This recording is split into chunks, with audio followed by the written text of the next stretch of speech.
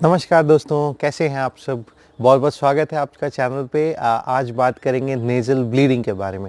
अक्सर आपने देखा होगा कि नाक का जो हमारे नॉस्ट्रिल्स हैं, यहाँ से कई बार खून आने लगता है, कई बार तो थोड़ा थोड़ा ड्रॉप जैसे आता है, कई बार एकदम नल की तरह बहने लगता है।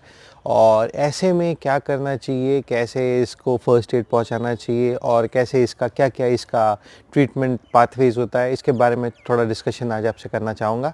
सबसे पहली बात, क्या होता है नेज़ल ब्लीड। नाक के रास्ते कोई भी खून आना नेज़ल ब्लीड या नोज़ ब्लीड या एपिस्टैक्सिस हम इसे टेक्निकल लैंग्वेज में कहते हैं। बच्चों में भी होता है ये। अगर आपने देखा होगा, अक्सर ज़्यादा गर्मी वगैरह पड़ती है तो बच्चों के नाक से थोड़ा खून वगैरह आता है, और बड़ों में भी काफ़ी ज़्यादा ये देखने मिलता है।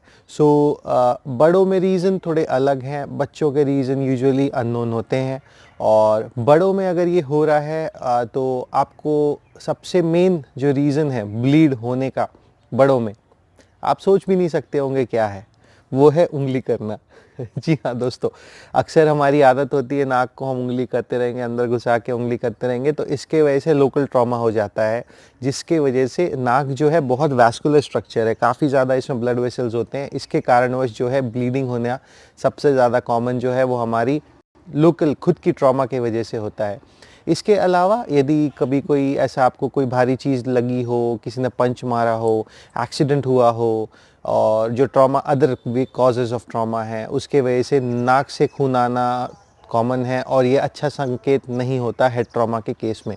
इसके अलावा यदि आपको काफ़ी लंबे समय से इन्फेक्शंस हैं नाक के अंदर, या आपको राइनाइटिस है, थोड़ा एलर्जी है नाक के अंदर, उस कारणवश भी ये काफ़ी ज़्यादा हो सकता है। इसके अलावा कुछ लोग जो हैं जिनको बीपी का प्रॉब्लम है, तो हाई ब्लड प्रेशर्स होने की वजह से नाक की जो आर्टरीज है उससे ब्लीडिंग होने लगती है, तो ये संकेत दे रहा होता है कि आपके प्रेशर्स भी हो सकता है हाई चल रहे हों और आप उस पर ध्यान नहीं दे रहे हैं, या आपको बीपी है ऑलरेडी और आपका प्रेशर्स कंट्रोल नहीं चल रहा है। इसके अलावा खून पतला करने की दवाएं जो कुछ लोग लेते हैं दिल की बीमारी या और भी किसी कारणवश, ये इसके वजह से भी खून पतला होने के कारण कई बार ब्लीडिंग की संभावना बढ़ जाती है।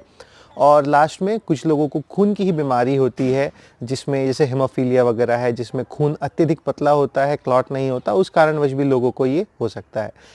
कुछ केसेस में अनकॉमन है, जैसे कैंसर, जो ब्लड कैंसर होता है उनको भी ये ब्लीडिंग हो सकती है। ब्लीडिंग तो हो गई, अब क्या करें। अब जैसे ही ब्लीडिंग आपको स्टार्ट हो रही है, अज्यूम करिए नाक से पानी की तरह ही एकदम ये बह रहा है, तो ऑफ कोर्स खून देख के कोई भी घबराएगा दोस्तों। सबसे पहली चीज़, कोशिश करें थोड़ा काम रहने की, कंपोज रहने की, इधर उधर भागे ना, रैंडम चीज़ें उठा के नाक में घुसाए ना। अगर आपको ब्लीडिंग हो रही है तो सबसे पहली चीज़ जो इम्पोर्टेंट आपको आपको यूज़ करना है वो है आपके हाथ, आपका थंब और आपका इंडेक्स फिंगर। इससे आपको नाक को पिंच करना है। अगर आप देखें पूर्ण तरीके से, जो आपको नाक को पिंच करना है, पिंच करने से बस बात नहीं बनेगी। यूजुअली लोग क्या करते हैं, ऐसा कर लेते हैं गर्दन को पीछे, ये बिल्कुल भी नहीं करना है आपको। इससे क्या होगा, ब्लड जो है, ब्लड तो बहेगा ही, वो क्या है पेट के रास्ते जो होता है आपके स्टमक में जाएगा, और यहाँ पे फिर आपको वॉमिटिंग टेंडेंसी आएगी, हो सकता है आप वॉमिट भी करें। फिर आपको नाक से भी खून बह रहा, तब आपने वॉमिट किया, उसमें आपको ब्लड दिख रहा, तो आपको सोचिए कितनी ज़्यादा एंग्जाइटी होने वाली है कि भाई हर जगह से मेरे खून बह रहा है, जबकि प्रैक्टिकली नाक का ही खून है जो पेट ने आपको वापस फेंका है। अगर आपको नाक पिंच करने की आवश्यकता पड़ती है तो कोशिश करें कि आप किसी स्ट्रेट चेयर पे बैठ जाएं, या ऐसा स्ट्रेट खड़े हो जाएं, नाकों को पिंच करके सिर को थोड़ा सा नीचे रखें, ऐसा ना करके सिंपल थोड़ा सा नीचे रखें। 5 से 10 मिनट तक यूजुअली आपको ये पिंच करके रखना है। और इस बीच में डेफिनेटली अगर आप ऑलरेडी नोन बीपी के आप मरीज़ हैं, बीपी वगैरह अगर आपका नोन है, तो कोशिश करिए, अगर घर पे आपके पास मेजरिंग डिवाइस है तो किसी को साथ में बोल के एक प्राइमरी बीपी का रीडिंग अवश्य ले लें। अगर ऐसा बीपी की कोई शिकायत नहीं तो ठीक है, वो फिर हम बाद में भी देख सकते हैं। नाक पिंच करने के बाद 5 से 10 मिनट होने के बाद usually most of the bleeding रुक जाती है। ऐसे में अगर रुक गई है तो यूजुअली बर्फ़ से सिकाई बहुत ज़्यादा रिकमेंडेड नहीं है, बट कर सकते हैं, ऐसा कोई बहुत ज़्यादा उसमें हानि जो है नहीं करेगा वो।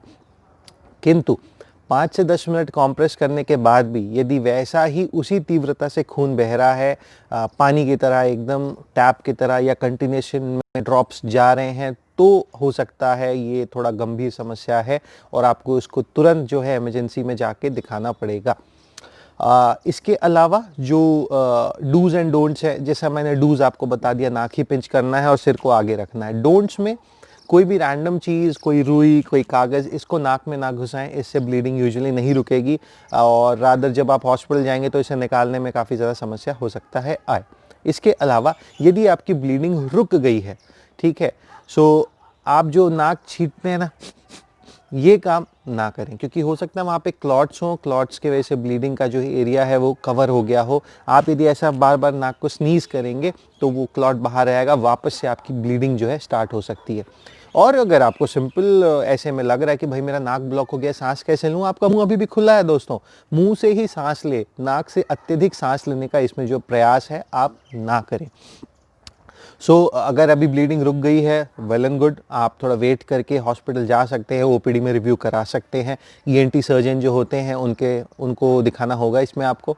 और अगर ब्लीडिंग नहीं रुकी है तो आपको आपातकाल में जाना पड़ेगा। जो इमरजेंसी डॉक्टर्स होते हैं यूजुअली नाक की जो ऊपरी जो एंटीरियर पार्ट है उसमें एक पैक डालते हैं, नेज़ल पैकिंग हम इसको बोलते हैं, जिससे कि टेम्परेरी खून का जो रिसाव है वो रुक जाए। इसके अलावा अगर आपका खून अत्यधिक पतला है तो उसको थोड़ा गाढ़ा करने के लिए कुछ दवाएं हम देते हैं खून रोकने के लिए। और यदि बीपी अत्यधिक शूट हो गया है तो बीपी नॉर्मलाइज करने का हम प्रयास इमरजेंसी में करते हैं। ये ध्यान रखें, घर पे खुद से बीपी को कंट्रोल नहीं करना है आपने। यदि आप बीपी की रेगुलर दवाएं खाते हैं तब बात अलग है। पहली बार यदि बीपी ऐसा शूट मिल रहा है तो हो सकता है रिस्पॉन्स हो बॉडी का, तुरंत किसी के भी बात सुन के अत्यधिक बीपी की दवा उसमें ना लें। अगर नेज़ल ब्लीड है तो कैसे आप उसे घर पे उसका फर्स्ट एड दे सकते हैं, इसके बारे में आज मैंने आप सबको बताया। उम्मीद करता हूँ आप सबको ये इन्फॉर्मेशन पसंद आएगी, तो इसे ज़रूर शेयर करें। और जैसा मैंने कहा, बच्चों में यदि ऐसा ब्लीड हो रहा है तो भी सिर्फ पिंच ही करना है, उनको ज़्यादा दवाएं वगैरह देने की आवश्यकता यूजुअली नहीं पड़ती है। किंतु अगर ऐसे रिपीटेड एपिसोड्स हो रहे हैं तो डेफिनेटली आप जो हैं उसको एक ईएनटी सर्जन को दिखाएं और ज़्यादा से ज़्यादा जानें बचाएं और स्वस्थ रहें। Thank you so much. जय हिंद।